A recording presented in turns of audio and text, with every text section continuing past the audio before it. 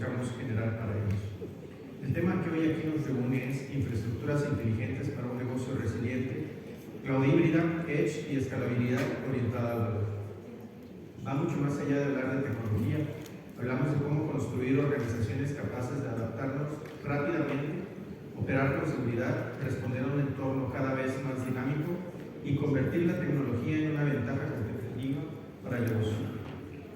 Estoy seguro que las diferentes perspectivas que aquí nuestro panel, que ya nos hicieron favor de presentarlos y que el día de hoy nos acompaña, nos permitirán entender no solo hacia dónde va la industria, sino qué decisiones debemos tomar desde hoy para construir instituciones financieras más resilientes, más eficientes y preparadas para el futuro. Y por el futuro me refiero a quizás mañana ya, porque ya nos está hasta cierto punto rebasando la tecnología entre los procesos que internamente nosotros como sector financiero regulado por una Comisión Nacional Bancaria que nos tiene que autorizar cierta adopción de tecnología, tenemos que ir prospectando cómo llevarlo a cabo.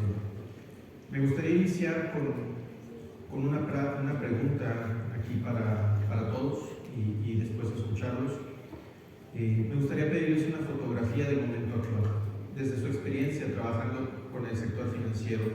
¿En qué etapa dirían que se encuentran hoy las instituciones bancarias en la evolución hacia las infraestructuras inteligentes? ¿Estamos apenas iniciando el camino? ¿Es una etapa de aceleración o ya hablamos de modelos maduros donde cloud, datos e inteligencia artificial forman parte del negocio? Me gustaría empezar con Carlos. Bueno, creo que definitivamente estamos en una etapa de aceleración.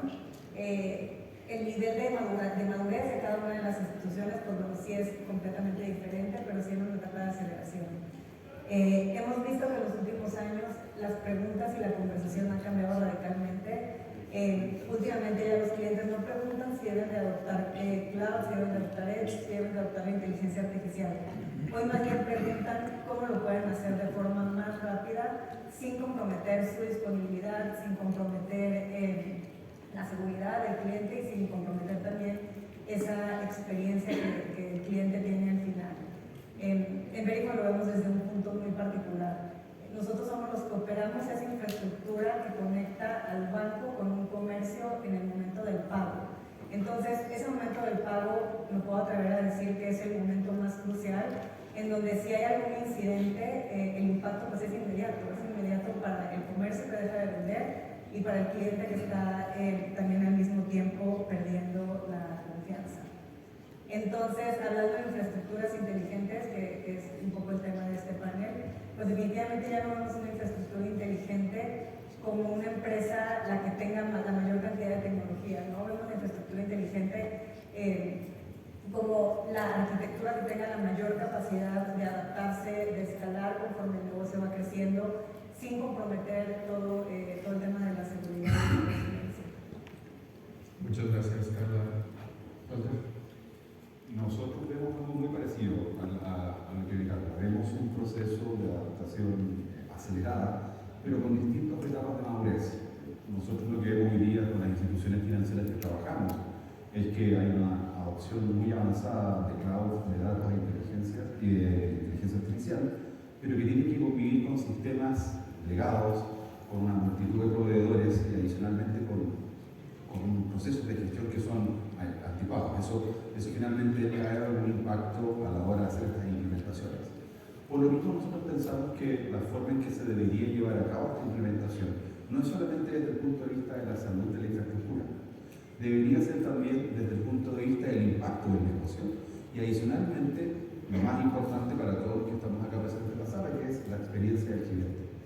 Cuando podemos unir esos tres elementos durante el proceso, ¿cierto?, de implementación de infraestructuras inteligentes, nosotros podemos llevar la infraestructura de un asset de carácter tecnológico a lo que se conoce como un proceso de resiliencia para el negocio. Muchas gracias, Walter. Mi estimado. José Luis, disculpe. Bueno, yo un poco en línea con mis compañeros, yo también creo que estamos en un proceso evolutivo con una buena velocidad. No creo que estemos hablando en este momento de una madurez en el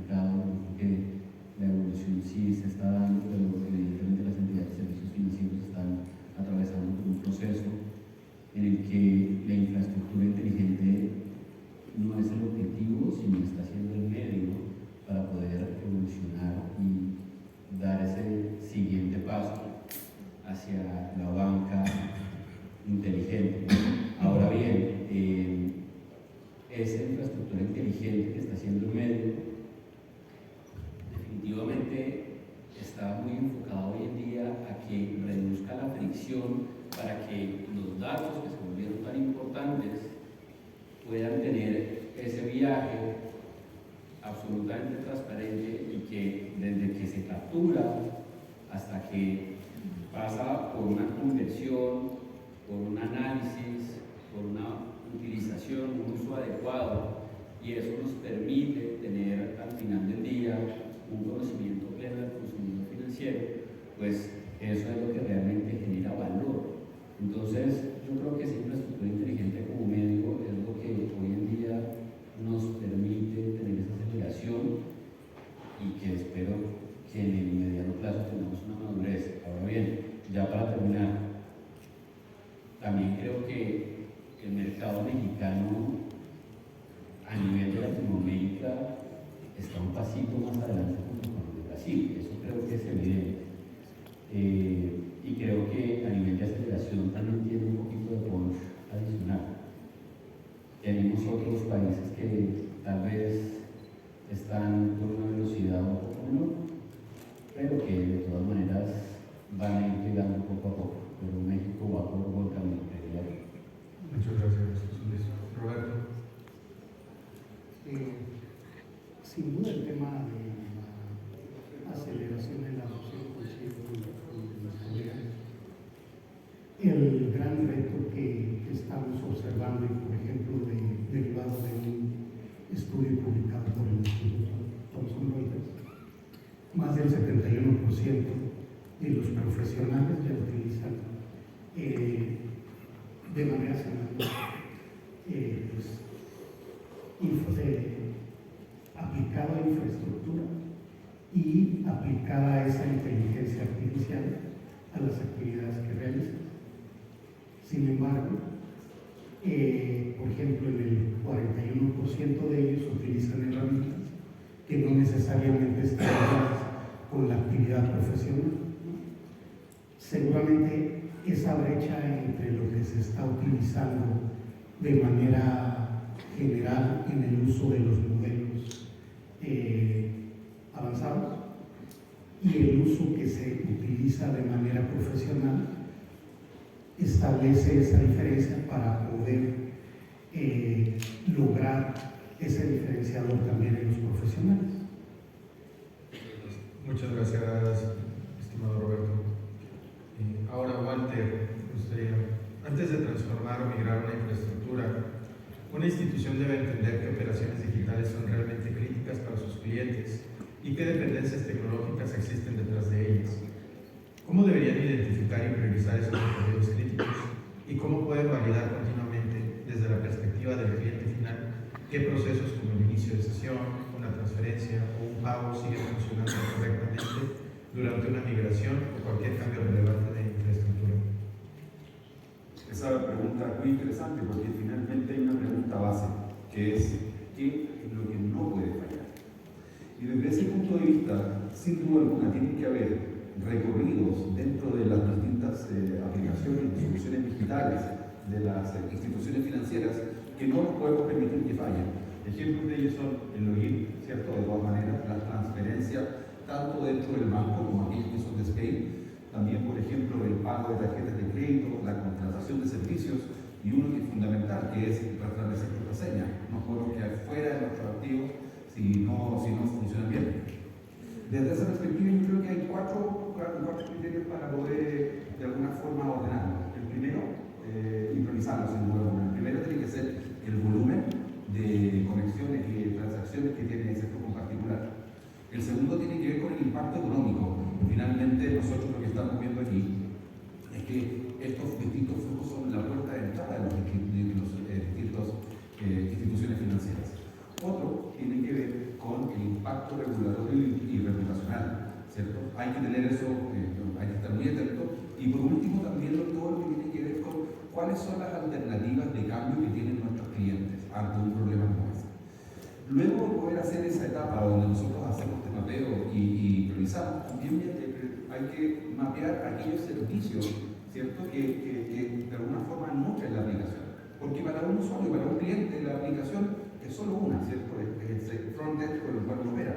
Pero son muchas las instituciones que intervienen ahí. En primer lugar está la aplicación, ¿cierto?, en sí mismo, los procesos de los días y también lo que tiene que ver todo con el sistema de registro, distintas APIs y proveedores.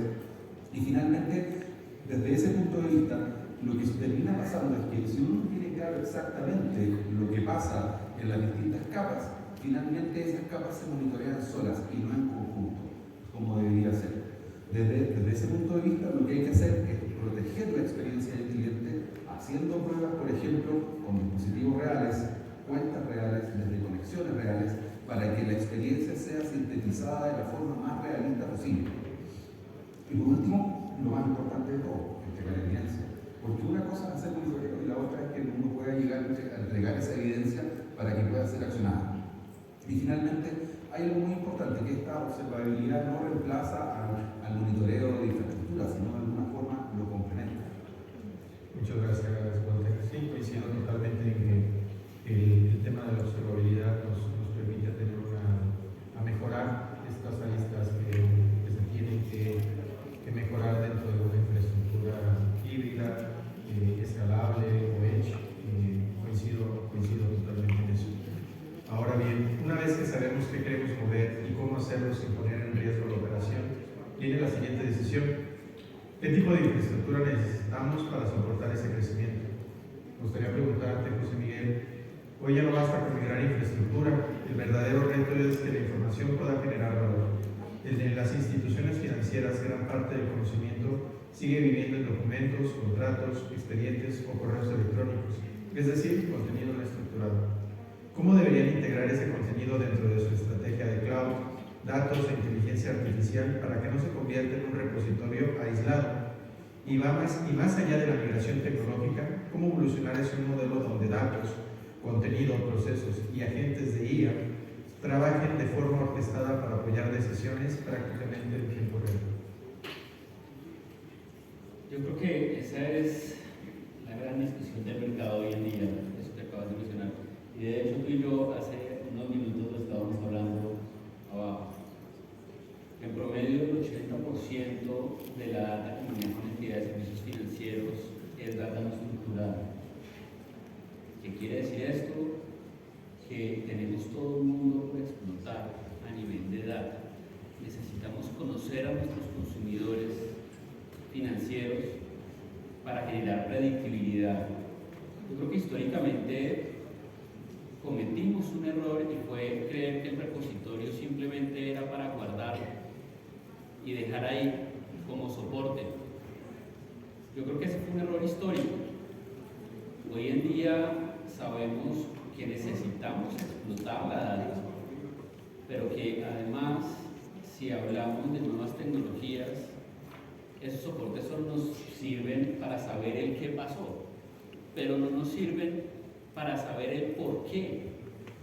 Entonces necesitamos realmente poder entender qué es lo que dice esa data.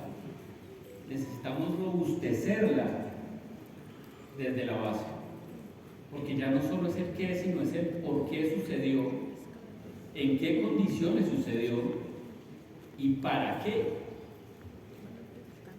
Necesitamos gobernabilidad, necesitamos contextualización, necesitamos que la data realmente esté viva, porque ese es el mayor activo.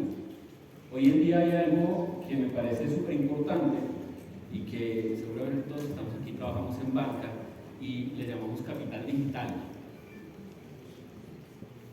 Y capital digital se convirtió en oro para todas las entidades de servicios financieros, y ahí podemos sumar cajas, aseguradoras, empresas del sector solidario, en general,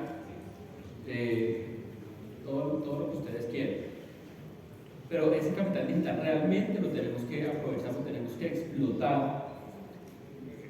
¿Y cuál es esa ruta? Empezar a robustecer desde abajo, poder contextualizar y posterior a eso, entonces poder llegar a utilizar inteligencia artificial, agentes, pero con una gobernabilidad y poder realmente saber que nosotros estamos eliminando en un buen porcentaje las alucinaciones porque realmente estamos sobre un gobierno de datos puntual. Entonces, yo creo que aquí, un poquito para aterrizar en infraestructura, que es de lo que se trata este panel, yo sí creo que si hay algo en lo que hemos evolucionado, aparte de ser conscientes que la data necesitamos explotarla de una manera mucho más efectiva y subir ese porcentaje, es hacernos la siguiente pregunta: ¿cuál es la infraestructura adecuada para nosotros hoy en día como institución financiera?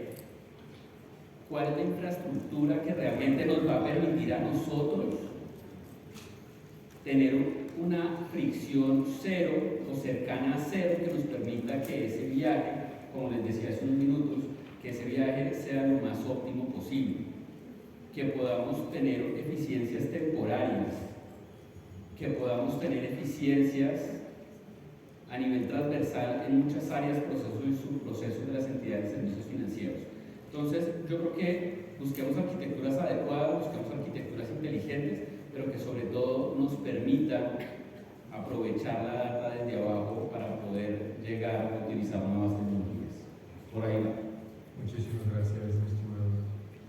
Si bien ya con la infraestructura y toda la información disponible, todo el tema de la arquitectura que tendría que apoyar al negocio, tendría que ser un aliado estratégico tanto en el rumbo y la planeación de cualquier negocio, me gustaría preguntarle a Carla: en el mundo de los pagos no hay un margen para la disponibilidad y además existe un entorno regulatorio muy exigente. Eso obliga a encontrar un equilibrio entre innovación, resiliencia y cumplimiento. Desde esa experiencia, Carla, ¿cómo han construido una infraestructura capaz de cumplir con estos tres objetivos? Y aterrizando la inteligencia artificial, más allá del entusiasmo que existe actualmente alrededor de esta tecnología, ¿en qué casos de uso están viendo ustedes un impacto real en el negocio y en la operación de los medios de pago? Sí, bueno, para empezar, creo que todos los que estamos en pagos sabemos que no puede existir el concepto de lo arreglamos después.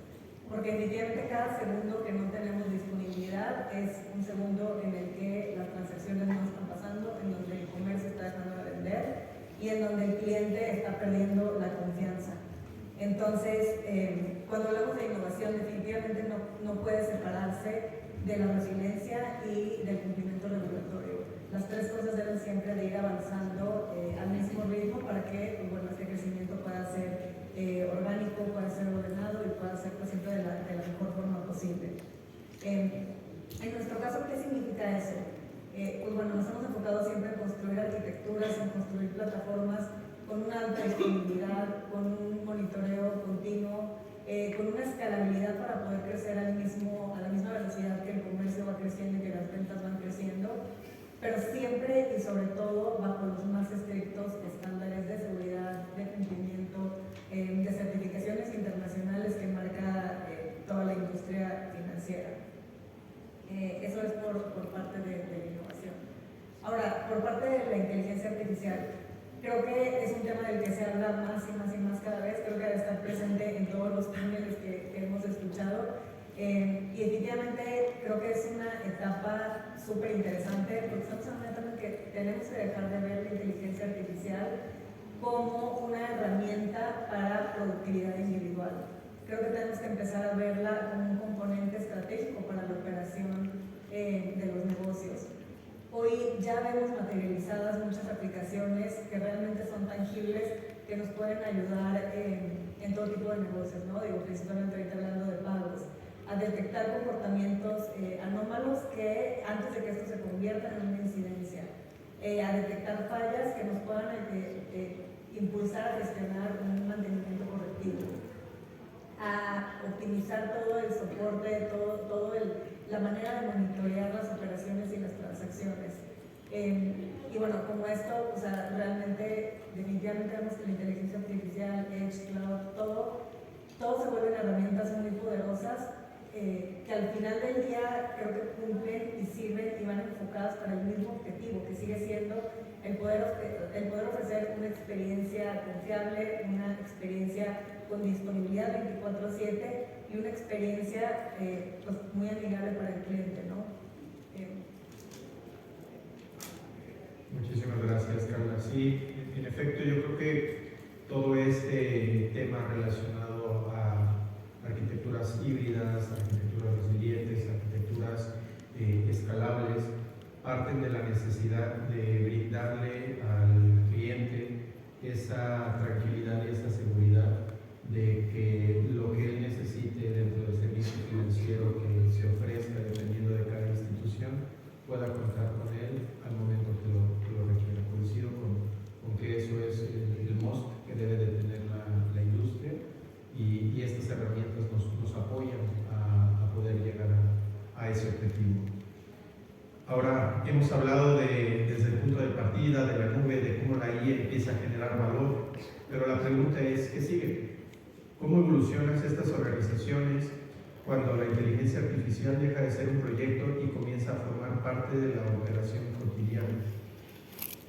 Muchas organizaciones ya no se preguntan si van a usar inteligencia artificial, sino cómo escalarla y de manera segura y con resultados medibles. Desde su perspectiva, estimado Roberto, ¿cuál es el siguiente nivel de madurez que distingue a una organización que simplemente utiliza herramientas de IA a otra que realmente integra agentes inteligentes en sus procesos de negocio? ¿Cuáles serán las capacidades que marcarán la diferencia en los próximos años para el sector financiero? Hablabas de herramientas, también señalabas los agentes o la inteligencia artificial con base en agentes. Esta es la manera en cómo sigue evolucionando. Sin embargo, también para el tipo de negocio que estamos hablando aquí, el tema del estándar de confianza, el grado fiduciario que tenemos que aplicar a las herramientas es uno de los principales elementos que han señalado nuestros colegas, ¿no? Seguridad, confianza. La inteligencia artificial de grado profesional y cómo sigue avanzando a ese grado fiduciario nos va a permitir no solamente confiar o tener la referencia que él tomó la información de los medios correctos, que va a estar soportado y que en escenarios que pueden ser de conflicto o de largo plazo, te va a permitir regresar y reconstruir toda esa evidencia respecto a cómo lo puedes soportar y puedes señalarlo con las diferentes instancias. Por ello, la manera en cómo evoluciona a partir de herramientas a través de los agentes, pues también vamos a verlo concreto en la manera en cómo esta inteligencia artificial pues va a permitir siempre soportarlo, ¿no? Excelente. Muchísimas gracias, Roberto. Ahora me gustaría hacer una pregunta de cierre para todos, brindándoles un minuto a cada uno para que nos puedan responder. No sin antes agradecer a la audiencia. Para terminar, les pediría una reflexión muy breve. Soy un director de tecnologías o de transformación de un banco. Les pregunta cuál es la decisión que no puede seguirse posponiendo para construir una infraestructura preparada para los próximos años. ¿Cuál sería?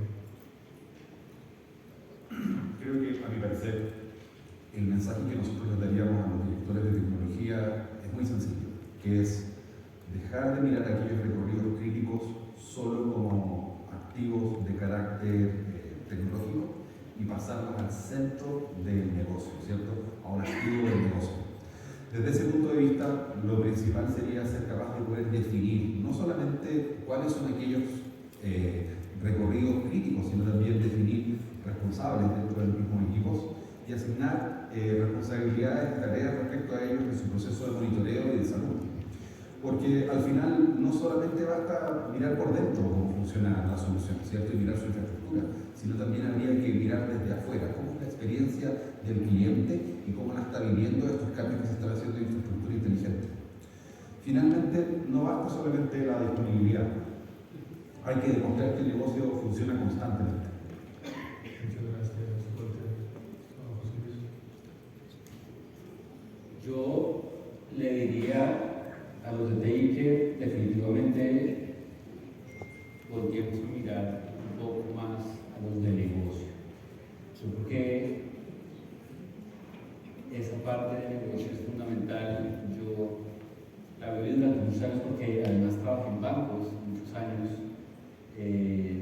y creo que cada vez más la hiperpersonalización que la mencionaban en paneles anteriores, la hiperpersonalización, el KYC, se vuelven mucho más importantes en igual que la experiencia del cliente. Entonces, el que nosotros desde atrás, con la infraestructura adecuada, con una infraestructura inteligente, podamos soportar de una manera adecuada ese viaje, yo creo que es fundamental.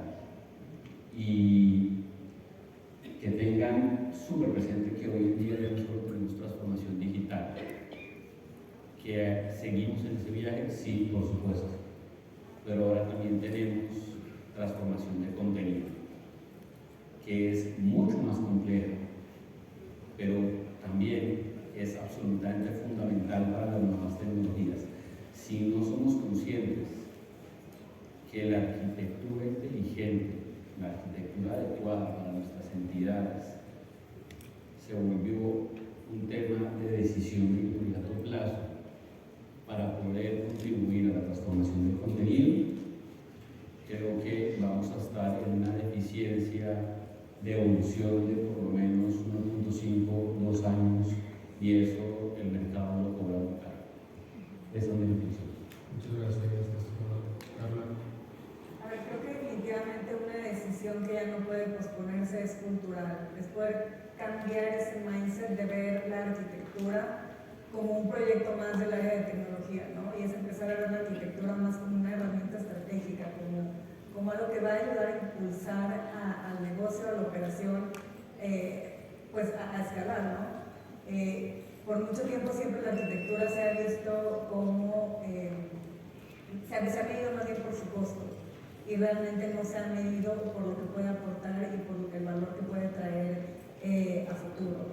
Pensar en tener una arquitectura ya sea interna o mediante alianzas que te permita poder tener esa escalabilidad, esa flexibilidad para irte adaptando al entorno, que es un entorno que vemos que cada vez va cambiando de forma más rápido y creo que esta rapidez cada vez va a ser mayor. Entonces poder tener esa flexibilidad para moverte, para adaptarte, para cambiar, para poder cambiar ese mindset también a no reaccionar, sino a poder predecir para poder ser más eficiente en toda la operación.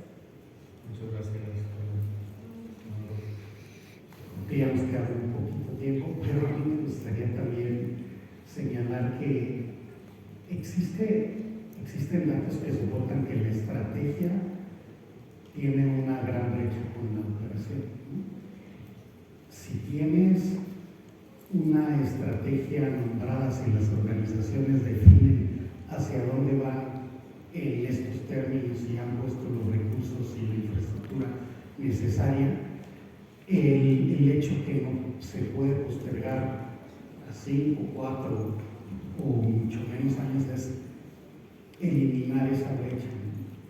La estrategia sí nos permite identificar cuál es el rumbo, sin embargo, cómo lo estamos ejecutando y cómo nuestros usuarios, cómo las personas que como tal ya están aplicando la inteligencia artificial generativa, y como les decía, que se pueda siempre soportar para el negocio, nos va a permitir reducirlo e ir captando, ¿no? el valor